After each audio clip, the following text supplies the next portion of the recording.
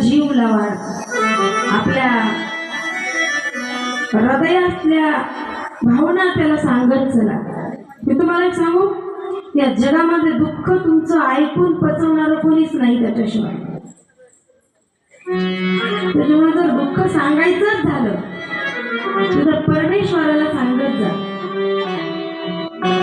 हे प्रभू, हे नाथ, हे शंभो, हे महादेव, हे त्रिनेत्रधारी, हे उघडदानी, हे माझ्या दयागणा, ऐक ना माझे हात। 10 वेळा एक लेकरू कसं माईच्या मांडीवर बसून रडतं आणि कधी गोष्ट मागतं,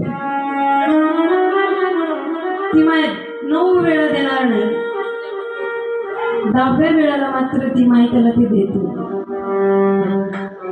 ते प्रमाण आपलं मन देवासाठी रडलं पाहिजे।